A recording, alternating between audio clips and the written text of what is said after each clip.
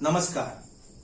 मैं आज एक ऐसे विषय को ले रहा हूं जो विषय बहुत जटिल विषय है, लेकिन मैं कोशिश करूंगा कि कुछ लॉजिक के सहारे आप सभी को समझाने का, जिससे कि आपको जल्दी से जल्दी ये समझ में भी आए और बहुत देर तक आपको याद भी रहे।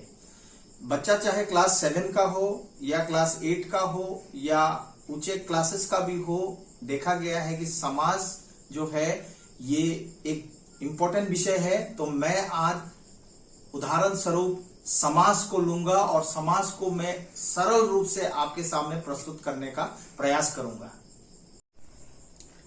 तो समास, सबसे पहले हमें देखेंगे कि समास क्या है। समास वो शब्द है जिसमें दो पद होते हैं। जैसे पहला पद को पूर्व पद कहा जाता है, दूसरा पद को उत्तर पद कहा जाता है। इसीलिए समास को हम पदों के मेल कह सकते हैं, अर्थात पदों के मेल से समास बनता है। समास उदाहरण स्वरूप यहां मैंने एक शब्द लिया है गंगा जल। आप देख सकते हैं इसको जब विग्रह करेंगे तो हम गंगा का जल लिखेंगे, लेकिन जब ये समस्त पद बनेगा तो इसमें का लोप होगा, अर्थात विभक्ति का लोप होगा। तो ये गंगा जल को हम समस्त पद कह सकते हैं। समास के भेद को लेकर बहुत डाउट है।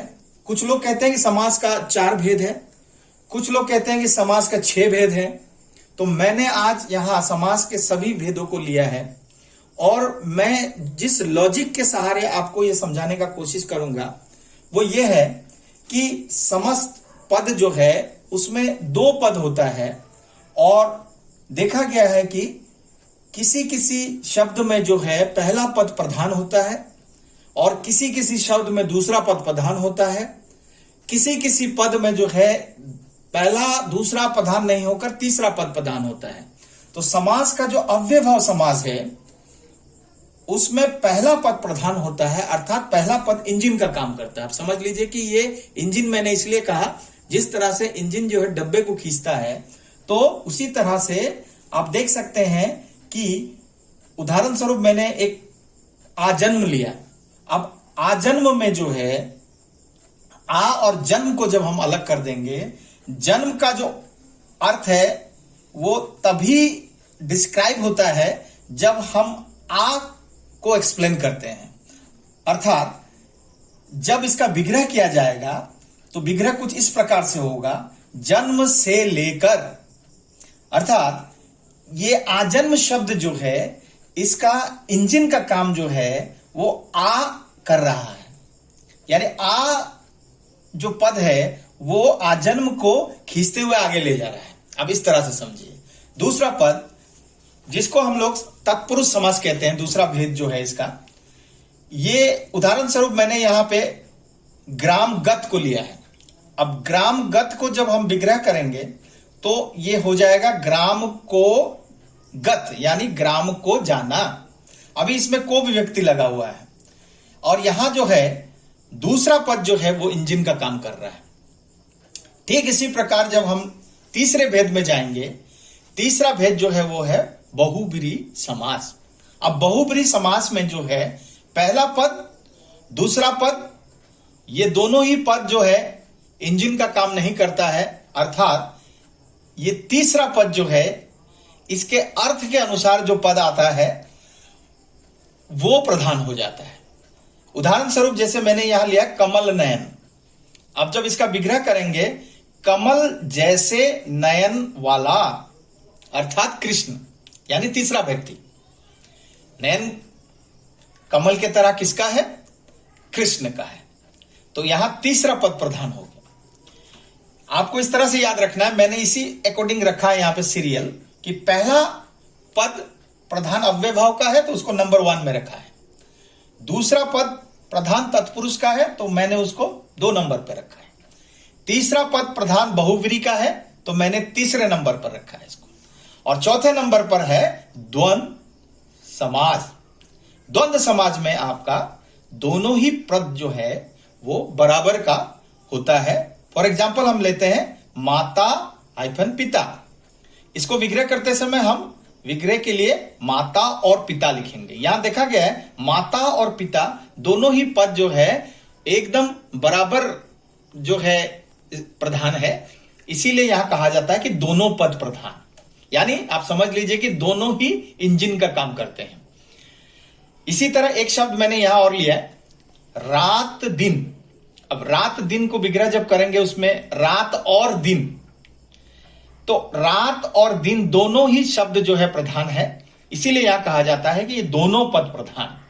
अभी देखा गया है कि तत्पुरुष समास का दो भेद, कर्मधारय तत्पुरुष समास भी कहा जाता है और द्विगु तत्पुरुष समास भी कहा जाता है। किसी किसी किताब में जो है सिर्फ कर्मधारय समास और द्विगु समास नहीं लिखा रहता है, उसमें बताया जाता है कि कर्मधारय तत्पुरुष समास और द्विगु तत्पुरुष समास। पहले मैं कर्मधारय समास क्या है वो समझाता हूं। कर्मधारय समास में भी दो पद है। इसका जो पहला पद होता है ये प्रधान होता है और ये तुलनात्मक होता है, इसीलिए मैंने यहां एक शब्द यहां लिखा है तुलना। उदाहरण स्वरूप मैंने लिया है कमल नयन।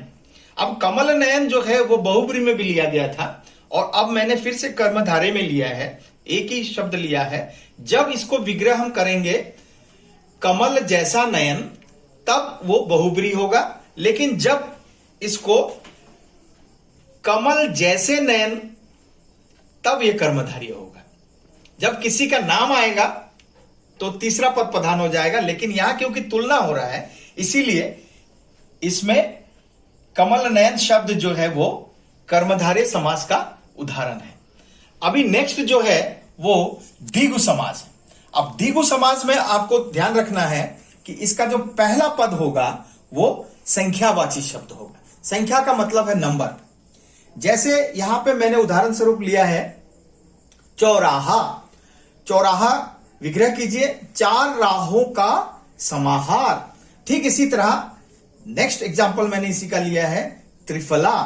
त्रिफला में तीन फलों का समाहार।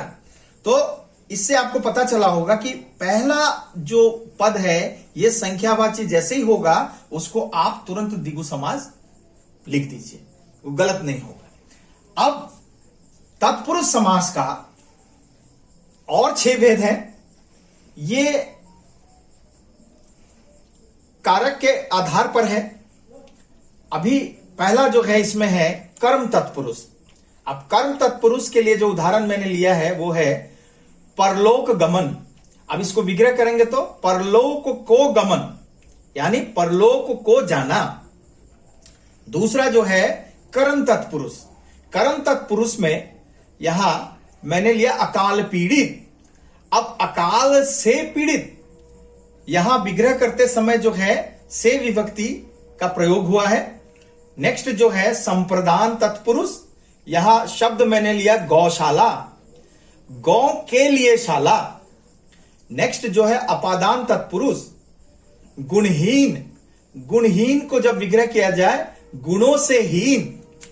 नेक्स्ट जो है संबंध तत्पुरुष, मैंने उदाहरण के रूप में लिया है मृत्युदंड, मृत्यु का दंड। यहां का जो है वो विभक्ति है।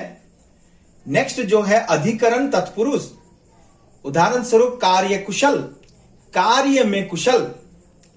और नग्न तत्पुरुष, यहां ना जब होता है तब कहा जाता है कि यह भी एक समास का भेद है। जैसे यहां अनिच्छा, अनिच्छा का मतलब है इच्छा ना होना, अर्थात न इच्छा। तो इस तरह से हमने देखा कि हर एक के लिए मैंने एक एक एग्जाम्पल लिया है और इसको लॉजिकली आपको समझाने का प्रयास किया है।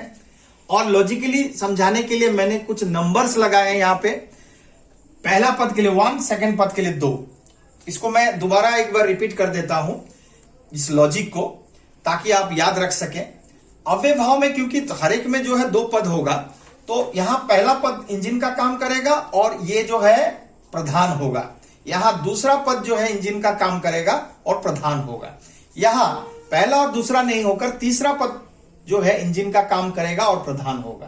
क्योंकि द्वंद्व समाज में दोनों ही शब्द जो है प्रधान है, तो इसीलिए दोनों ही इंजन का काम करेगा। और कर्मधारय में जो है पहला पद तुलनात्मक दृष्टि से इसको देखा गया है और द्विगु में जो है संख्यावाचक होगा। इस तरह से मैंने बहुत कम उदाहरण देकर इसको प्रस्तुत किया है और उम्मीद करता हूं कि आप सभी जो है इसके हेल्प से आपको समास बहुत सरल लगेगा। धन्यवाद।